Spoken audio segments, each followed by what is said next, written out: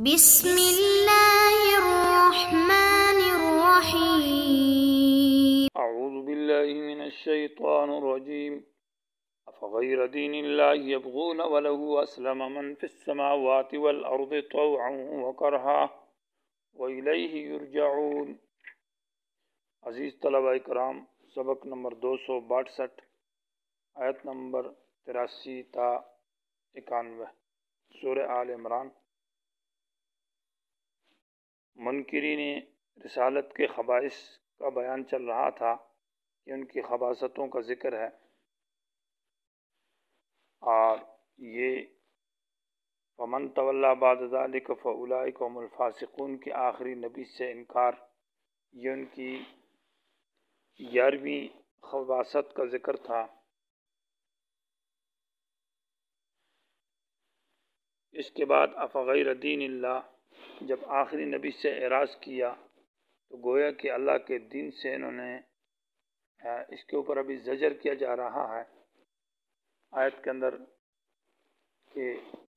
اللہ کے دین کو چھوڑ کر جب آخری نبی سے اعراض کیا تو فاسق ہو گئے۔ گویا کہ اللہ کے دین جس کے لیے ساری دنیا تابعدار ہے طوعاً کرہاً، اور یہ اس سے اعراض کرتے ہیں۔ افغیر دین اللہ، کہ اللہ کے دین کے سوا کو یبغون، یہ تلاش کرتے ہیں۔ فا سے پہلے معطوف علی مقدر ہے، ایتولون من ھذا الرسول، اس رسول سے اعراض کرتے ہیں جو کہ جس پر تمام انبیاء علیہم الصلاۃ والسلام سے اقرار لیا گیا تھا کہ اس کی ایمان لانا، اس کی مدد کرنی ہے، اور یہ اس سے اعراض کرتے ہیں۔ اور غیر دین اللہ، یہ مفعول بھی ہے یبغون کے لیے، اللہ کے دین کے علاوہ کسی اور دین کو یبغون بمعنی تلاش کرتے ہیں، بغیون کا معنی طلب، وَلَهُ، حالانکہ اللہ ہی کے لیے خاص اسلم تابدار ہے، من وہ مخلوق جو آسمان میں ہے اور جو زمین میں ہے، خوشی کے ساتھ، وکرہن اور مجبوری کی حالت میں بھی، اور خاص یہ لوگ اللہ ہی کی طرف لٹائے جائیں گے حساب و کتاب کے لیے۔ اسلم کا معنی انقیاد مراد ہے، تابداری ہے، کہ سب مخلوق تابدار ہے، وہ ظاہری طور پر بھی اور باطنی طور پر بھی، اور اسی طرح عقیدتاً بھی تابدار ہے اور عملاً بھی تابدار ہے۔ من فی السماوات والارض، آسمان کی مخلوق اور زمین کی جو آسمان میں فرشتے ہیں، طوعاً خوشی کے ساتھ۔ حسن بصری رحمہ اللہ کا قول ہے کہ طوعاً سے مراد آسمان کی جو مخلوق ہے وہ خوشی کے ساتھ ہے، اور کرہن زمین والے جو ہے وہ مجبوری کی حالت میں تابدار ہے۔ معنی یہ ہے کہ وہ قتل کی وجہ سے، جب ان کو ڈر ہوتا ہے کہ قتل کیا جائے گا، سزا دی جائے گی، تو اس وجہ سے وہ ناخوشی مراد ہے۔ اسی طرح طوعاً کا معنی مسلمان جو ہے وہ خوشی کے ساتھ ہے، اور کرہن کافر جو ہے وہ مجبور ہے۔ گویا کہ جب ان کو تکلیف پہنچتی ہے تو مصیبت اور مشکل میں اللہ کو پکارتے ہیں، ویسے عام خوشی کی حالت میں کافر جو ہے اللہ کو نہیں پکارتا، اور مومن تو ہر حال میں اللہ تعالیٰ کو پکارتا ہے، لیکن وہ خوشی کے ساتھ پکارتا ہے۔ یا کرہن کا معنی ہے کہ امام راضی رحمہ اللہ نے فرمایا یہ دونوں صفت مسلمانوں کے اندر ہے۔ طوعاً خوشی کے اندر جب کہ صحت ہو اور فراخی کی حالت ہو تو مومن خوشی کے ساتھ اللہ کی عبادت کرتا ہے، اور کرہن مجبوری کی حالت میں جب بیمار ہو اور تکلیف ہو تو اس وقت مجبوری ہوتی ہے۔ اور کافر تو ہر حال میں کرہن ہے، مطلب یہ ہے کہ وہ خوش ہوتا ہی نہیں ہے، وہ ناخوشی کی وجہ سے کرتا ہے۔ قُلْ آمَنَّا بِاللَّهِ، یہ سوال کا جواب ہے کہ یہ اسلام کو کیوں قبول نہیں کرتے اور نبی کی اتباع سے کیوں اعراض کرتے ہیں؟ تو اس کا جواب یہ ہے کہ اسلام بیان کیا جائے ان کے سامنے۔ جب یہ نبی کی اتباع سے اور اسلام سے اعراض کرتے ہیں اور ساری کائنات اللہ کے سامنے منقاد ہے،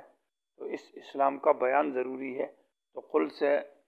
اعلان ہے بیان اسلام کا، کہہ دیجیے پیغمبر کہ ہم ایمان لائے اللہ پر اور اس کتاب پر جو ہم پر اتاری گئی ہے، اور ان کتابوں پر جو اتاری گئی ہے ابراہیم، اسماعیل، اسحاق، یعقوب علیہ السلام پر، والاسباط اور اولاد یعقوب پر، اور وہ کتابیں جو دی گئی حضرت موسیٰ علیہ السلام کو، عیسیٰ علیہ السلام کو، اور انبیاء کو جو ان کے رب کی طرف سے کتابیں آئی ہے۔ لا نفرق، ہم تفریق نہیں کرتے، بین احدہم، ان انبیاء میں سے کسی ایک کے درمیان میں، ایمان لانے میں کہ کسی پر ایمان لائیں اور کسی پر نہ لائیں، بلکہ سب پر ایمان لائیں گے۔ وَنَحْنُ اور ہم خاص لہو اللہ ہی کے لیے مسلمون اخلاص کرنے والے ہیں، عاجزی کرنے والے ہیں، تابعدار ہیں۔ یہاں سورہ بقرہ کی آیت میں تھا وما انزل الینا، اور یہاں منزل علینا ہے۔ وہاں چونکہ خطاب امت کو تھا کہ یہودی دعوت دیتے ہیں اور یہودیت کی طرف، تو وہاں قولو سے اعلان تھا کہ مسلمانوں تم اسلام کی دعوت دے دو، یعنی اپنا اسلام ظاہر کرو۔ تو انزل الینا اس لیے کہا تھا کہ اللہ انبیاء لوگوں کی طرف جو انبیاء آسمانی کتابیں اللہ کی آتی ہے وہ براہ راست تو امت پر نازل نہیں ہوتی بلکہ بواسطہ انبیاء کے آتی ہے، تو اس لیے وہاں لفظ الہ ذکر کیا تھا وما انزل الینا۔ اور یہاں چونکہ خطاب پیغمبر کو ہے اور پیغمبر کے اوپر جو کتاب نازل ہوتی ہے وہ اعلیٰ براہ راست نازل ہوتی ہے، اس لیے وما انزل علینا کہا ہے۔ اور یہاں مقصد جو ہے وہ اپنے ایمان کا اظہار ہے، یعنی بیان ہے، تاکہ یہ لوگ اسلام میں آ جائیں۔ وَمَن يَبْتَغِ غَيْرَ الْإِسْلَامِ دِينًا، یہ زجر ہے کہ جو اسلامی دین کو قبول نہیں کرتا اور دین اسلام پر نہیں آتا بلکہ شرک کرتا ہے، کفر کرتا ہے، بدعت کرتا ہے، تو اس سے وہ دین قبول نہیں ہوگا۔ وَمَن يَبْتَغِ جو آدمی تلاش کرتا ہے، ابتغاء کے اندر مبالغہ زیادہ ہے یبغون سے، یبغون کا معنی نفس سے تلاش کرنا، اور یبتغی کا معنی ہے بڑی کوشش کے ساتھ، محنت کے ساتھ دوسرے مذہب کو تلاش کرتا ہے۔ غیر الاسلامی یہ مفعول بھی ہے، جو آدمی تلاش کرتا ہے اسلام کے علاوہ دیناً، ترکیب میں حال بنتا ہے غیر الاسلام سے یہ تمیز، باعتبار دین کے یعنی باعتبار قانون کے، کہ اسلام سے ہٹ کر دوسرے چیز کو وہ دین سمجھتا ہے اور اس کو عبادت، جیسے کہ یہود ہے کہ اسلام کے علاوہ دوسرے کو وہ دین سمجھتے ہیں، یا مبتدعین ہے کوئی اور عمل کرتے ہیں اپنی طرف سے من گھڑت اور اس کو وہ دین سمجھتے ہیں۔ تو بدعات کرنے والے اور اس طرح یہود و نصارہ وہ دوسرے بات کو دین سمجھ کر کرتے ہیں، وہ غیر دین نہیں سمجھتے۔ فلن يقبل منہ، تو ہرگز قبول نہیں ہوگا ان سے، یعنی آپ کے ملک میں اور آپ کے گاؤں میں اگر یہ اس کو دین نافذ کرنا چاہے تو ان کی اس بات کو رد کرو، اس کو اسلام مت مانو۔ یا یہ کہ آخرت میں بھی اس سے قبول نہیں کیا جائے گا، آخرت میں بھی قبول نہیں ہے، دنیا میں بھی اس کو نہیں مانا جائے گا۔ وَهُوَ فِي الْآخِرَةِ مِنَ الْخَاسِرِينَ،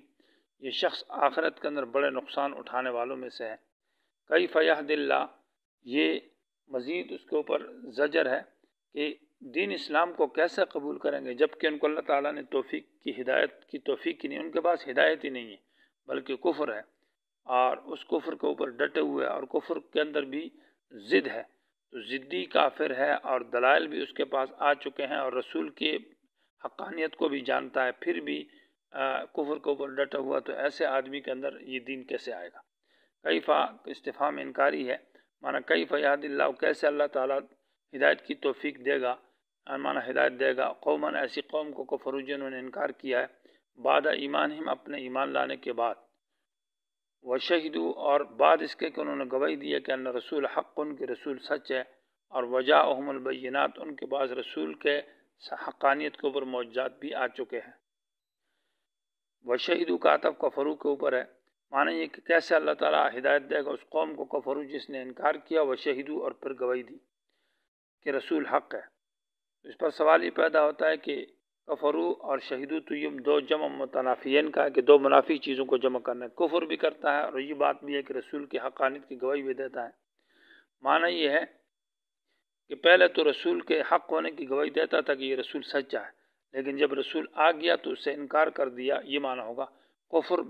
کفر عنادی مناد ہے، تو معنی رسول کو جانتا ہے کہ یہ رسول برحق اور سچا ہے لیکن عناد اور ضد کی وجہ سے کفر کرتا ہے۔ یا شہیدوں کا عطف ہے ایمانہم پر، اور فعل کا عطف اسم کے اوپر جائز ہے بشرطے کہ اسم فعل جو ہے بتاویل اسم ہو۔ شہادت ہم ان رسول حق نے، کہ انہوں نے کفر کیا بعد ایمانہم ایمان کے بعد، وہ شہیدو اور اس گواہی کے بعد کہ رسول برحق تھا۔ یہ سوال ہوتا ہے کہ انہوں نے یہ کفر اس لیے کیا ہوگا کہ رسول کی حقانیت کے اوپر دلائل معجزات نہیں ہوں گے، تو جواب ہے کہ نہیں، وجاءہم البینات، ان کے پاس معجزات بھی آ چکے تھے کہ یہ رسول برحق ہے۔ تو یہ کفر گویا کہ ضدی ہے اور کفر عنادی ہے، اور ضد اور عناد کی وجہ سے جو کفر اللہ تعالیٰ اس کو توفیق ہدایت نہیں دیتا۔ واللہ لا یہدی القوم الظالمین، اللہ ہدایت نہیں دیتا ایسی قوم کو جو کہ ظالم ہے، جو کہ ضدی ہے۔ اولئک، یہ ان کے لیے تخفیف و ذکر ہے، یہی لوگ ہیں جزاؤہم، ان کی سزا یہ ہے کہ ان علیہم لعنت اللہ، اللہ کی لعنت ان کے اوپر ہوگی، والملائکۃ اور فرشتوں کی، والناس سے لوگوں کی، اجمعین سب کی سب، خالدین فی ہمیشہ اس لعنت کے اندر رہیں گے، لا یخفف عنہم العذاب نہیں ہلکا کیا جائے گا ان سے، العذاب من عذاب مقرر کہ ان کو نکال دیا جائے یا عذاب میں وقفہ ہو، ولا هم ينظرون ان کی طرف نہیں دیکھا جائے گا نظر رحمت سے، نہ ان کو مہلت دی جائے گی۔ آیت کی تفصیل ماقبل سورہ بقرہ میں گزر چکی ہے، لعنت کی اور الناس کی۔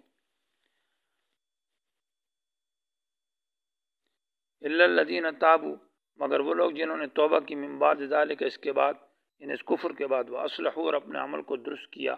فإن اللہ غفور رحیم بے شک اللہ معاف کرنے والا مہربان ہے۔ یہ آیت میں توبہ کی دو شرائط کا ذکر ہے، تابوا و اصلحوا، جبکہ سورہ بقرہ میں بینوا کی قید بھی لگائی تھی۔ اس کی وجہ یہ کہ وہاں بھی علماء کا ذکر ہے اور یہاں بھی علماء کا ذکر ہے، لیکن وہ علماء وہ مراد ہے جنہوں نے حق کو چھپایا، کتمان حق کیا ہے، تو ان کی توبہ کے لیے کہ وہ بیان کریں، اور یہاں تو صرف یہ ہے کہ انکار مراد ہے، صریح کفر مراد ہے، کتمان نہیں ہے، بلکہ یہ آخری رسول سے انکار کرتے ہیں اور مانتے نہیں، اس لیے تابوا و اصلحوا ذکر کیا ہے۔ ان الذين كفروا بعد ایمانهم ثم ازدادوا كفرا لن تقبل توبتهم واولئك هم الظالمون واولئك هم الضالون،